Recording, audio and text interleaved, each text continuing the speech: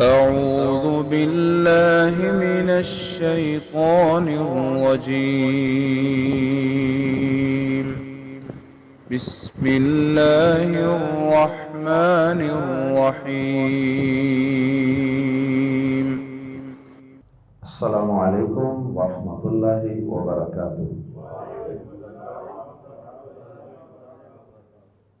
سورۃ المؤمنون آیت نمبر 51 سے 61۔ ان الحمد للہ والصلاة والسلام علی رسول اللہ اما بعد۔ اعوذ باللہ السمیع العلیم من الشیطان الرجیم من ہمزہ ونفخہ ونفثہ۔ یا ایہا الرسل کلوا من الطیبات واعملوا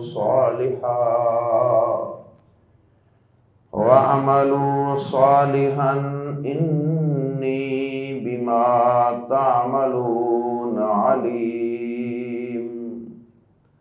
وَإِنَّ هَذِهِ أُمَّتُكُمْ أُمَّةً وَاحِدَةً وَأَنَا رَبُّكُمْ فَاتَّقُونِ۔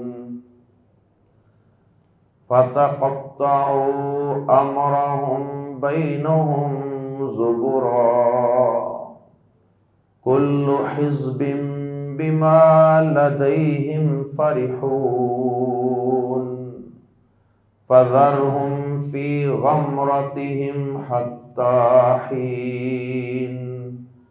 أَيَحْسَبُونَ أَنَّمَا نُمِدُّهُمْ بِهِ مِنْ مَالٍ وَبَنِينَ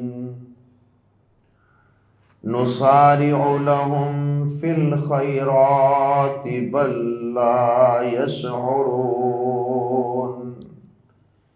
إِنَّ الَّذِينَ هُمْ مِنْ خَشْيَةِ رَبِّهِمْ مُشْفِقُونَ وَالَّذِينَ هُمْ بِآيَاتِ رَبِّهِمْ يُؤْمِنُونَ وَالَّذِينَ هُمْ بِرَبِّهِمْ لَا يُشْرِكُونَ وَالَّذِينَ يُؤْتُونَ مَا آتَوا وَقُلُوبُهُمْ وَجِلَةٌ أَنَّهُمْ إِلَى رَبِّهِمْ راجعون۔ أُولَئِكَ يُسَارِعُونَ فِي الْخَيْرَاتِ وَهُمْ لَهَا سَابِقُونَ۔ سابقہ کئی انبیاء کرام کی قوموں کا، امتوں کا تذکرہ کرنے کے بعد اللہ رب العزت نے اپنے تمام نبیوں کو دیے جانے والے ایک حکم کا تذکرہ فرمایا کہ یہ وہ حکم ہے کہ جو تمام رسولوں کو ہم نے دیا تھا، اور یقیناً ہر نبی کو اس کے دور میں اللہ کی طرف سے جو پیغام دیا جاتا تھا، جو وحی نازل کی جاتی تھی، اس میں یہ حکم ہر رسول کو دیا گیا ہوگا، اور تمام رسولوں کو دیے جانے والے الگ الگ حکم کو اللہ رب العزت نے اپنی آخری کتاب، اپنے لاسٹ میسج قرآن مجید کے اندر یکجا فرما دیا۔ اور وہ کون سا اہم حکم ہے جو اللہ رب العزت نے تمام رسولوں کو دیا تھا، تمام نبیوں کو دیا تھا؟ وہ حکم ہے اکل حلال۔ عقل کا معنی کھانا، الف کے ساتھ، اکل حلال، حلال کھانا، حرام سے اپنے دامن کو، اپنے پیٹ کو بچا کر رکھنا۔ یہ اتنا اہم حکم ہے کہ اللہ رب العزت نے قرآن مجید میں کہیں ایمان والوں کو مخاطب کیا، سورۃ البقرہ آیت نمبر 172، وہاں بھی اللہ پاک نے حلال کھانے کا حکم دیا۔ کہیں اللہ پاک نے قرآن مجید میں ایمان والوں کو مخاطب کر کے حلال کھانے کا حکم دیا، کہیں قرآن مجید میں اللہ رب العزت نے یا ایھا الناس کہہ کے تمام انسانیت کو حلال کھانے کا حکم دیا، اور کہیں اللہ رب العزت نے یا ایھا الرسل کے الفاظ کے ساتھ رسولوں کو، اس کائنات کے سلیکٹڈ اور منتخب طبقے کو، سب سے برگزیدہ ہستیوں کو مخاطب کر کے یہ حکم دیا کہ حلال کھانا ہے حلال۔ اللہ رب العزت نے انسان کو پیٹ لگایا ہے، اس کو بھوک لگتی ہے، پیاس لگتی ہے، اس کی حاجات اور ضروریات رکھ دی ہیں، یہ در حقیقت اس کے امتحان کے لیے۔ اگر اللہ چاہتا تو انسان کی باڈی جو ہے وہ بغیر کھانے پینے کے بھی چل سکتی تھی، اللہ کے لیے کوئی مشکل تو نہیں تھا، لیکن اللہ رب العزت نے ہمیں جو پیٹ لگا دیا تو وہ اس لیے ہے کہ ہمارا امتحان ہو کہ ہم حلال طریقے سے کھاتے ہیں یا حرام طریقے سے۔ درخت بھی تو ہے نا، درخت جس جگہ پہ اگتا ہے ساری زندگی وہیں پہ رہتا ہے، ایک قدم بھی وہ اپنے رزق کے لیے آگے نہیں اٹھاتا، نہ وہ کسی کالج یونیورسٹی میں پڑھنے کے لیے جاتا ہے، نہ وہ کسی جاب نوکری مزدوری کے لیے کہیں جاتا ہے۔ اللہ اسے وہاں رزق دے رہا ہے کہ نہیں دے رہا؟ اگر اللہ چاہتا تو ہمارا بھی ایسا نظام رکھ سکتا، لیکن اللہ پاک نے ہمیں یہ بھوک اور پیاس اور دنیا کی نعمتوں کے اندر ایک کشش رکھ دی، ان کو ہمارے لیے مرغوب بنا دیا۔ زُيِّنَ لِلنَّاسِ حُبُّ الشَّهَوَاتِ مِنَ النِّسَاءِ، یہ پوری آیت سورہ آل عمران۔ اللہ پاک نے بتایا کہ میں نے یہ دنیا کی نعمتیں تمہارے لیے مزین کر دی ہیں، مرغوب اور پرکشش بنا دی ہیں، تاکہ ہمارا امتحان ہو سکے کہ یہ تمام خواہشات کیا تم جائز طریقے سے میرے بتائے ہوئے ایس او پیز کے اندر رہتے ہوئے، میرے بتائے ہوئے رولز ریگولیشنز کو فالو کرتے ہوئے پوری کرتے ہو، یا اپنے نفس کو شیطان کے حوالے کر دیتے ہو اور اس نفس کو شتر بیوہار چھوڑ کر جو جی میں آیا، چاہے وہ طریقہ جائز ہے چاہے ناجائز، اس طریقے سے پوری کرتے ہو۔ یہ امتحان، الذی خلق الموت والحیات لیبلوکم ایکم احسن عملا۔ زندگی موت پیدا ہی اس لیے کی گئی ہے کہ ہمارا امتحان لیا جائے، تو یہ رزق حلال کھانا، یہ انسان کی زندگی کے جو مقاصد ہیں، جو اس کے امتحان ہیں، جو اس کے پیپر ہیں اس دنیا کی زندگی میں، اس ایگزامینیشن ہال میں، ان میں سے ایک بہت بڑا اور کمپلسری پیپر وہ عقل حلال ہے، حلال کھانا۔ اور انتہائی افسوس سے کہنا پڑ رہا ہے کہ اس میں انسانوں کی اکثریت بری طرح ناکام اور فیل ہو چکی ہے اس پیپر۔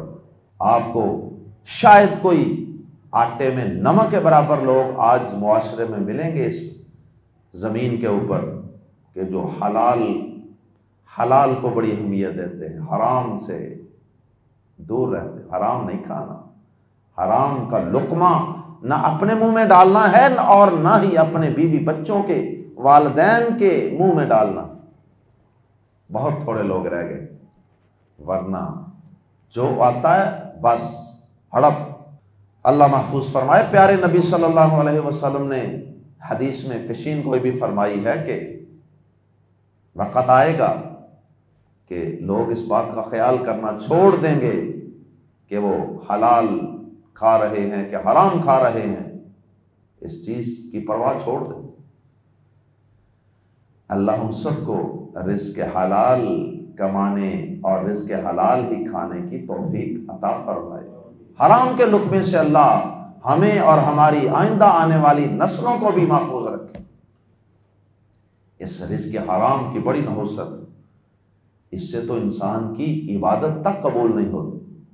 دعا جو کہ عبادت کا مغز ہے، اللہ کے نبی صلی اللہ علیہ وسلم نے صحیح مسلم کی حدیث میں فرمایا نا کہ ایک شخص مسافر ہے، لمبے سفر سے آتا ہے، بال پراگندہ ہیں، کپڑے گندے ہیں، یعنی پوری اس کی شکل و صورت اس طرح کی ہے کہ اس پر اللہ رحم فرمائے، کیونکہ سفر کے اندر انسان پر اللہ تعالیٰ کا خاص فضل بھی ہوتا ہے، اور اللہ تعالیٰ سفر کے اندر انسان کی دعا بھی قبول فرماتے ہیں۔ اسی لیے سفر میں اللہ پاک انسان پر آسانیاں بھی بڑی فرماتے ہیں۔ نماز تھوڑی پڑھ لو، 2 نمازیں اکٹھی کر کے پڑھ لو، اور بھی بڑی سہولتیں ہیں۔ اس کے باوجود کہ اس شخص کے چہرے پر سفر کے پورے آثار موجود ہیں، بال پراگندہ ہیں، کپڑے گرد آلود ہیں، اور یہ آ کے نماز پڑھتا ہے کہیں، یا رستے میں کہیں دوران سفر نماز پڑھتا ہے، ہاتھ اٹھاتا ہے، یا بغیر نماز پڑھے ہاتھ اٹھاتا ہے اور کہتا ہے یا ربی یا ربی، اللہ مجھے یہ دے دے، اللہ مجھے یہ، دعا کرتا ہے، مانگتا ہے، اور اللہ پاک فرماتے ہیں، اللہ اکبر، اللہ فرماتے ہیں کہ تیری دعا قبول ہو تو کیسے،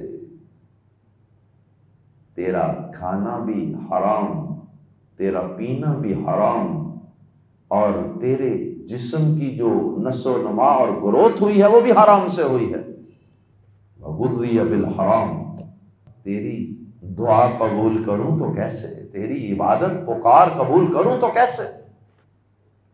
یہ اتنی بڑی نحوست ہے، اس سے انسان سے نیک اعمال کی توفیق بھی چھین لی جاتی ہے۔ اس لیے اللہ پاک نے نبیوں کو حلال کھانے کے ساتھ ہی اعمال صالحہ کا بھی حکم دیا ہے۔ حلال کھاؤ گے تو اعمال صالحہ کی توفیق بھی ملے گی نا۔ آج پوری قوم سود کی لعنت میں گرفتار ہے، پوری طرح گرفتار، الا ماشاء اللہ، الا من رحم ربی۔ اور سود یہ حرام کھانے کی بہت بڑی بنیاد ہے۔ جسے سود کا چسکا لگ جائے اس کے لیے پھر چھوٹی موٹی حرام چیزیں، بہنوں کا حصہ ہڑپ کر جانا، ساتھ والے کی زمین سے کچھ حصہ اندر ڈال لینا، رشوت کھانا، کسی سے قرضہ لیا تو اس کو ہڑپ کر جانا، یہ ساری چیزیں تو پھر اس کے لیے بڑی معمولی بن جاتی ہیں۔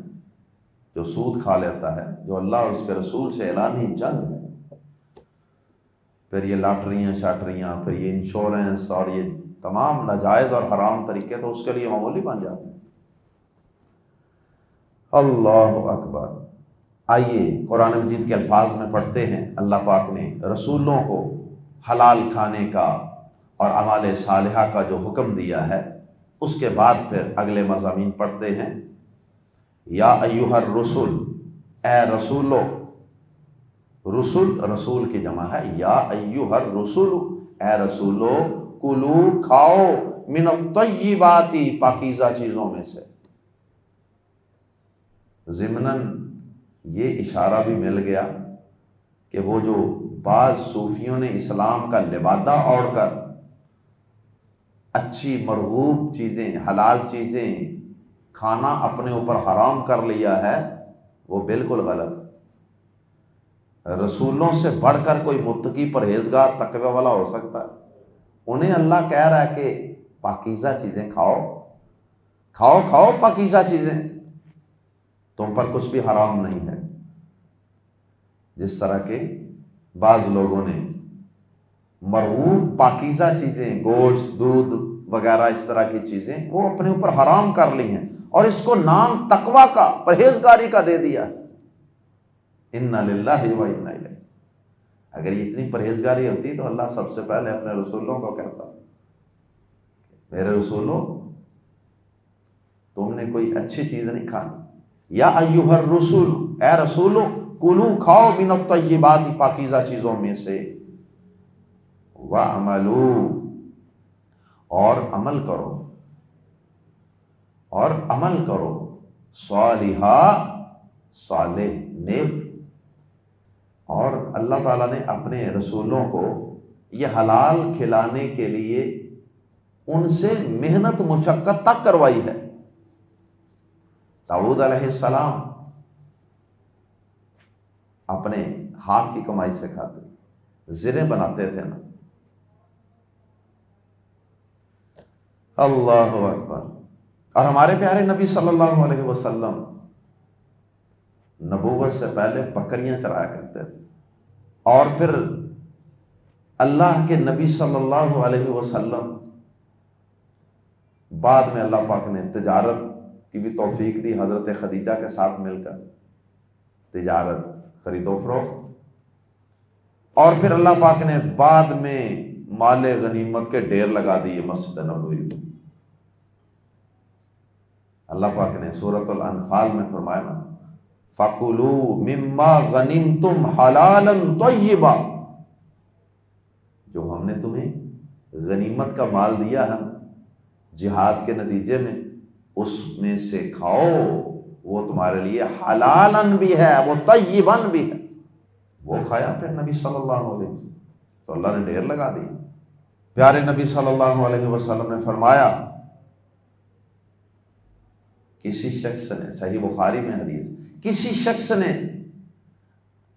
اس شخص سے بہتر نہیں کھایا جس نے اپنے ہاتھ کی کمائی سے کھایا، محنت کر کے، محنت مشقت کر کے کھانا، مزدوریاں، محنتیں کرنا، مشقتیں کر کے کھانا، یہ کھانا تو اللہ کے نزدیک سب سے پاکیزہ، سب سے بہترین کھانا۔ تو کام کرنا کوئی عیب نہیں ہے، اگر یہ عیب ہوتا تو اللہ اپنے پیغمبروں سے کم از کم محنت مزدوریاں نہ کرواتا، بکریاں نہ چرواتا۔ بلکہ حدیث میں تو یہاں تک ہے، پیارے نبی صلی اللہ علیہ وسلم نے فرمایا کہ اللہ پاک نے کوئی بھی ایسا نبی نہیں بھیجا جس نے بکریاں نہ چرائیں۔ ہر نبی سے اللہ پاک نے بکریاں چروانے کا کام کروایا۔ اللہ اکبر۔ اس میں کئی مقاصد تھے، عاجزی پیدا کرنا، قوموں کو حلال کمانے کی ترغیب دینا۔ یہ جو ہماری سوچ ہے نا کہ بس بینک میں پیسے رکھ دیں، آرام سے سوئے رہیں، گھر میں بیٹھے رہیں، ہمیں ہاتھ نہ ہلانا پڑے، بس منتھلی ہمارے اکاؤنٹ میں سود آ جائے اور اس سے ہمارا کچن چل جائے، اس سوچ کی تردید نہیں۔ محنت کرو، مشقت کرو، ہاڈا رامی نہیں اللہ کو پسند۔ اللہ اکبر۔ اور بکریوں کو چرانے میں اور بھی بڑے فوائد ہیں۔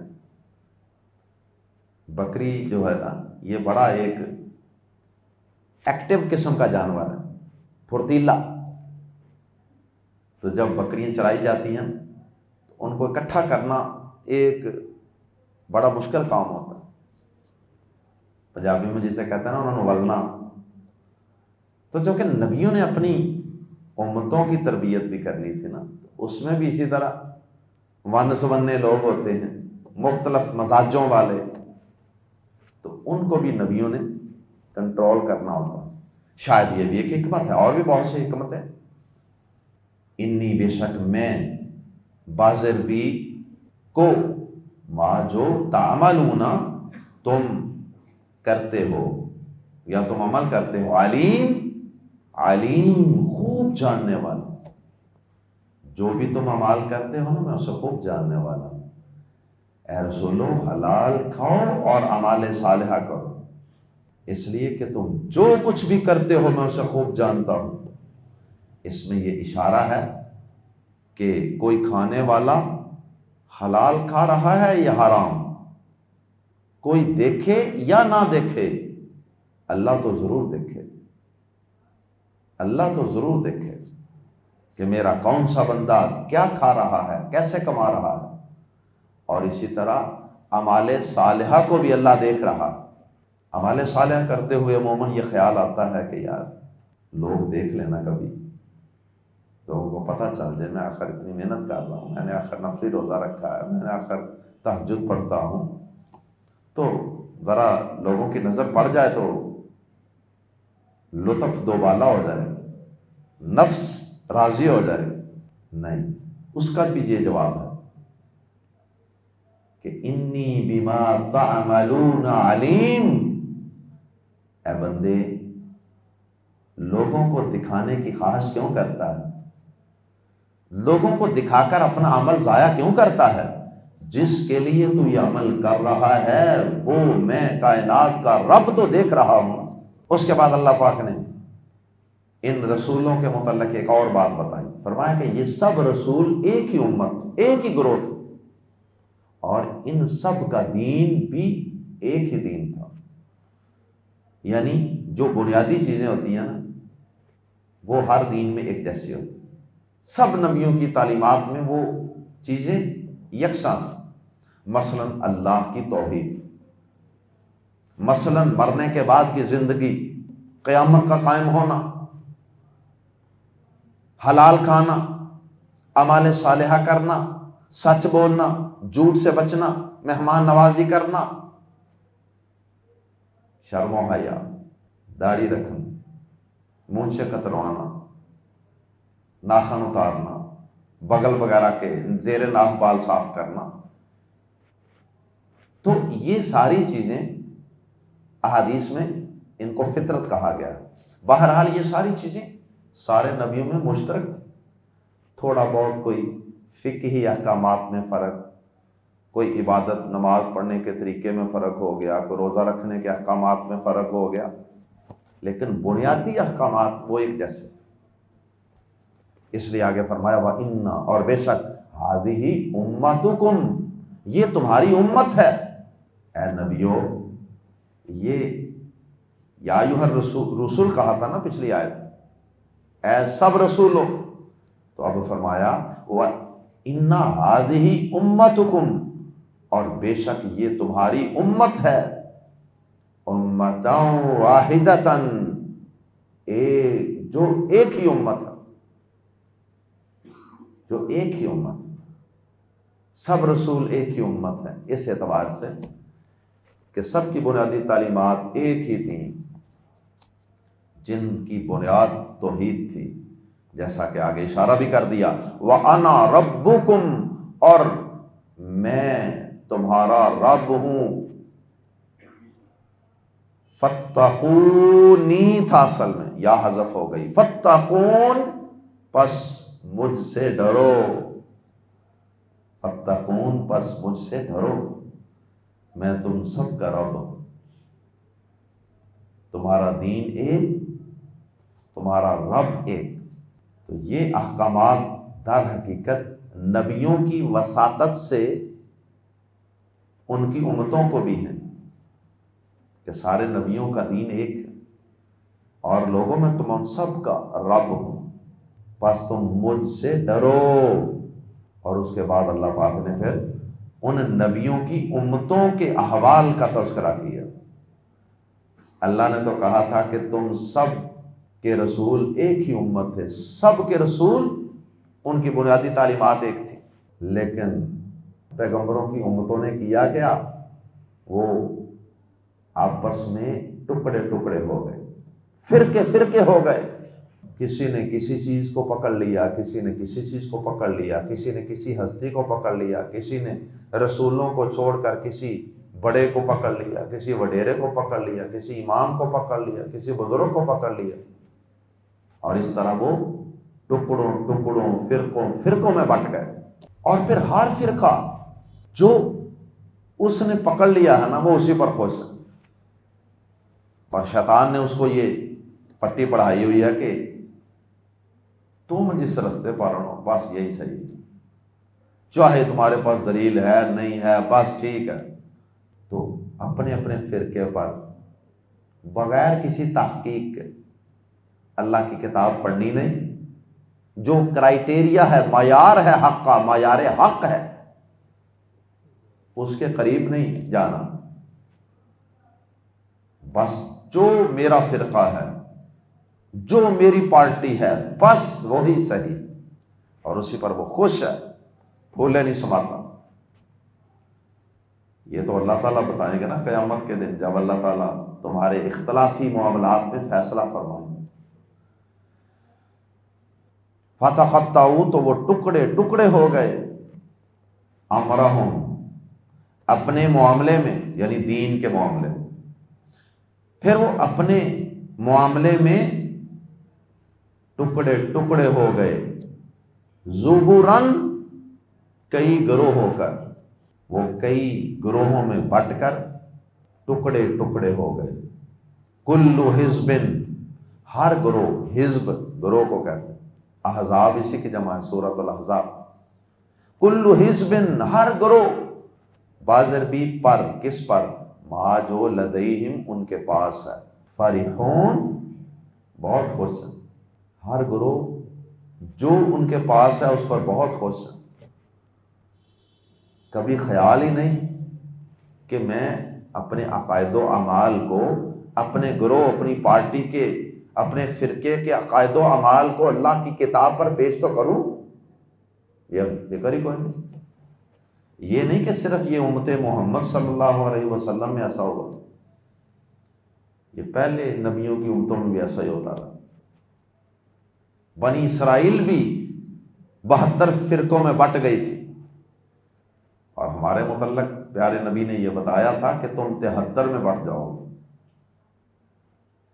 اور ان میں سے طائفہ منصورہ اور حق پر ہونے والا ایک گروہ ہوگا صرف. اب اس کی شناخت کرنا، اس کی پہچان کرنا، اللہ کی کتاب کو کرائٹیریا مانتے ہوئے، پیارے نبی صلی اللہ علیہ وسلم کی سیرت طیبہ اور صحیح احادیث کو معیار مانتے ہوئے اس ایک گروہ کی تلاش کرنا، یہ ہم میں سے ہر شخص کی ذمہ داری. یہ نہیں کہ بس جو میرے پاس آ گیا میں اسی پر خوش ہو جاؤں، ساری زندگی اپنے فرقے کو صحیح ثابت کرتا رہوں اور دوسروں کو غلط ثابت کرتا رہوں. حتیٰ کہ بعض اوقات واضح آیات بھی آ جاتی ہیں، لوگ نہیں مانتے. میرا فرقہ، میرے فرقے کے چونکہ خلاف ہے یہ آیت، لہذا آیت کی بھی ادھر ادھر کی تعویلیں اور تشریحیں کر کے اپنے فرقے کو بچا لیا جائے. یہ فرقہ واریت نے امت مسلمہ کا، ویسے تو ہر امت کا ہی، لیکن ہم اپنی امت کی بطور خاص بات کر رہے ہیں کہ امت محمد صلی اللہ علیہ وسلم کا بہت نقصان کیا اس فرقہ واریت کی لعنت نے.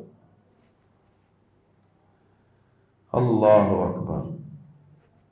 کہیں فرقہ واریت ہے، کہیں فرقے ہیں، اور کہیں ذاتیں، اور کہیں صوبائی تعصبات، لسانی نفرتیں، کئی کچھ.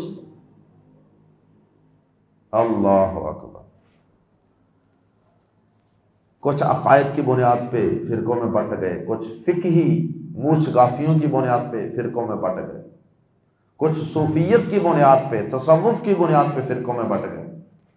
اللہ تعالیٰ فرماتے ہیں ایسے متعصب اور ہٹ درم لوگوں کے متعلق اللہ پاک اپنے نبی کو فرماتے ہیں فَذَرْهُمْ، پس ذر، چھوڑ دیجئے، ہم انہیں فی غمرتہم، کیا مطلب؟ ان کو ان کے حال پہ چھوڑ دیجئے. ایسے فرقہ پرستوں کو جو قرآن سے رہنمائی نہیں لیتے اور بس اپنے ذہن کے مطابق یا ان کے باپ دادا نے جو فرقہ بنایا بس اسی پر وہ خوش ہوئے بیٹھے ہیں. سورہ روم کے اندر بھی اللہ پاک نے اسی مفہوم کی آیات نازل فرمائی ہیں. فَذَرْهُمْ، پس چھوڑ دیجئے انہیں اے نبی صلی اللہ علیہ وسلم، فی غمرتہم، ان کی غفلت میں، حتیٰ ہین، ایک وقت تک. آپ ان کو ان کی غفلت میں ایک وقت تک پڑے رہنے دیجئے. کتنا کو وقت ہے؟ موت تک ہی وہ وقت ہے. کر لیں مرضیاں، من مرضیاں کر لیں، موجیں کر لیں، بنا لیں فرقے، کر لیں اپنے فرقوں کا دفاع، رہیں اپنے فرقوں پر خوش، لیکن ایک خاص وقت تھا کہ ایسا ہوگا۔ ایحسبون، کیا وہ گمان کرتے ہیں، انما، انا ما جو ہے یہ ایک لفظ نہیں ہے یہاں، جس طرح مومن آتا نا انما، یہ انا الگ ہے اور ما کا تعلق اگلے لفظ کے ساتھ۔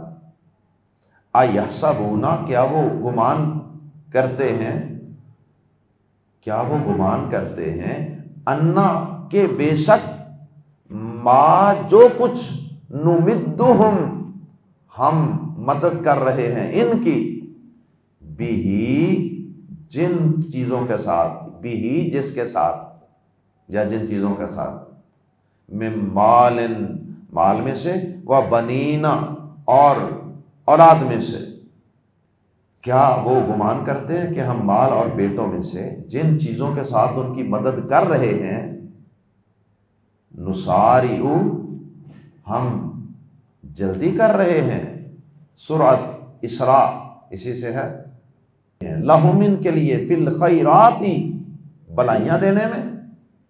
یہ جو گمراہ لوگ ہیں نا، جنہوں نے نبیوں کی تعلیمات کو فرقوں گروہوں میں بانٹ دیا، کیا یہ سمجھے بیٹھے ہیں کہ ان کو ہم جو مال اور اولاد دے رہے ہیں یہ ان کے حق پر ہونے کی دلیل ہے؟ کیا یہ جو ظاہری نعمتیں ہم ان کو دے رہے ہیں اس سے کیا وہ اس غلط فہمی کا شکار ہو گئے ہیں کہ ہم ان کو بلائیاں دے رہے ہیں، ہم ان کو خیر دے رہے ہیں، ہم ان سے کوئی راضی ہیں؟ انہوں نے ان چیزوں کو اپنے حق میں خیر سمجھا، اللہ کا فضل سمجھا، حالانکہ ہمارے نزدیک یہ معیار ہی نہیں ہے کہ جو صراط مستقیم پہ ہو، جو حق پہ ہو، جو نبیوں کے رستے پر ہو، ہم اسے ہی نوازیں، اسے نعمتیں زیادہ عطا کریں، یہ ہمارا معیار ہی نہیں، کیونکہ یہ دنیا دار الامتحان، اگر اس میں اللہ پاک ایسے کرتے تو پھر ہر شخص مال حاصل کرنے کے لیے، اولاد حاصل کرنے کے لیے، دنیا کی نعمتیں پانے کے لیے صراط مستقیم پہ آ جاتا، لیکن ہم نے اس کو ان چیزوں کے ساتھ ریلیٹ نہیں کیا۔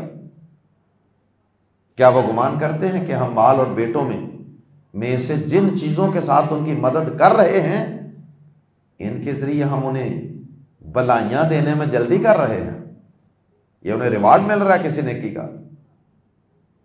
ایسا ہرگز نہیں ہے، یہ ان کی حماقت اور بے وقوفی ہے۔ بل لا یشعرون، بلکہ انہیں شعور نہیں ہے، وہ شعور ہی نہیں رکھتے اس بات کا، وہ اس بات کو سمجھتے نہیں ہیں کہ یہ فراوانیاں تو انہیں مہلت دینے کے لیے، یہ تو ان کا امتحان لینے کے لیے ہیں، کہ اللہ تعالیٰ بعض اوقات جس کی گرفت کرنی ہوتی ہے نا، اس کو اللہ تعالیٰ یہ نعمتیں اور زیادہ دیتا ہے، اور دیتا ہے، اور دیتا ہے، ڈیل دیتا جاتا ہے تاکہ یہ بندہ ان چیزوں سے دھوکہ کھا کر ہماری نافرمانی میں آخری حد تک جا لے، پھر اس کے بعد اللہ پاک اچانک ایسے لوگوں کی جو رسی دراز کی ہوتی ہے نا، اس رسی کو کھینچ لیتے ہیں اور ان کی گرفت فرما لیتے ہیں۔ اللہم لا تجعلنا منہم۔ اس کے بعد اللہ پاک نے آخری آیات میں تصویر کا دوسرا رخ دکھاتے ہوئے اس کے برعکس جو تلاش حق میں بڑے انصاف پسند واقع ہوتے، وہ اپنے فرقوں شرکوں گروہی مفادات کو، مسلکی تعصبات کو سامنے نہیں رکھتے، بلکہ وہ بالکل نیوٹرل ہو کر حق تلاش کرتے، صراط مستقیم کو پانے کے لیے جستجو کرتے ہیں۔ اور اللہ اکبر، یہ مخلص اور مومن بندے ہوتے ہیں۔ اللہ پاک نے آخر میں ان کا تذکرہ فرمایا، اللہم اجعلنا منہم، ان الذین، بے شک وہ لوگ جو ہم وہ جو من خشیت ربہم، جو اپنے رب کی خشیت سے، جو اپنے رب کی خشیت سے، جو اپنے رب کے خوف سے مشفقون، ڈرنے والے، وہ اپنے رب کے خوف سے، اس کی خشیت کی وجہ سے ہر وقت ڈرنے والے ہیں۔ یہ نہیں ہے کہ گمراہ اور غلط ہو کر بھی وہ لڈیاں مارتے پھریں اور خوش ہوتے پھریں، نہیں، یہ حق پر ہونے کے باوجود بھی اپنے رب کی خشیت اور اس کے خوف سے ڈرتے رہتے ہیں۔ آگے اللہ پاک نے ان کے کچھ اور اوصاف اور خوبیاں بیان کرنا، والذین ہم، اور وہ جو بی آیات ربہم، اپنے رب کی آیات پر یؤمنون، ایمان رکھتے ہیں۔ فرقہ پرستوں نے کیا ایمان رکھنا، نبیوں سے اختلاف کرنے والوں نے، انہوں نے کیا ایمان رکھنا؟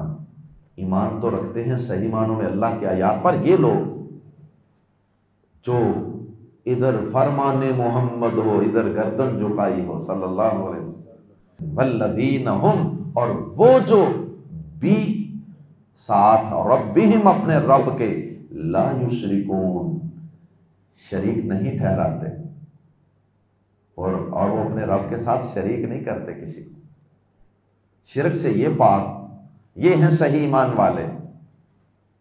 کئی ایمان والے وہ ہیں جو ایمان کے ساتھ ساتھ شرک بھی کرتے ہیں، جیسے سورہ یوسف میں اللہ پاک نے بیان فرمایا کہ لوگوں کی اکثریت وہ ہے جو اللہ پر ایمان بھی رکھتی ہے اور اس کے ساتھ ساتھ شریک بھی ٹھہراتی ہے، لیکن یہ ایسے ایمان والے ہیں جو اپنے رب کے ساتھ شریک نہیں بناتے۔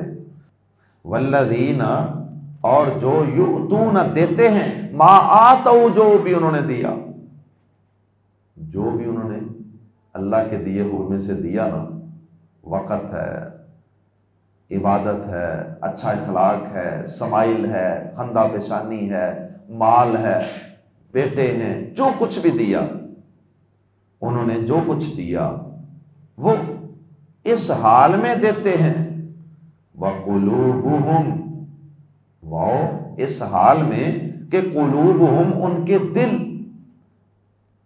واجلۃ، ڈرنے والے ہوتے ہیں، ان کے دل ڈرنے والے ہوتے ہیں۔ اللہ اکبر، کیا مطلب کہ اللہ کی راہ میں جب وہ اللہ کے دی ہوئی کسی بھی صلاحیت کو خرچ کرتے ہیں نا، تو وہ اس وقت بھی اللہ سے ڈر رہے ہوتے ہیں کہ یا اللہ اس کو قبول کر لینا، یا اللہ یہ تیرے دیا ہوا ہے، یا اللہ میرا کوئی کمال نہیں ہے۔ اللہ اکبر، کس چیز سے وہ ڈر رہے ہوتے ہیں، ان کے دل کس بات سے ڈر رہے ہوتے ہیں؟ انہم، کہ بے شک وہ الی ربہم راجعون، اپنے رب ہی کی طرف لوٹنے والے۔ الی ربہم پہلے آ گیا، راجعون سے اس لیے اس میں ہی کا ترجمہ کریں گے، الی ربہم راجعون، کہ وہ اپنے رب ہی کی طرف لوٹنے والے۔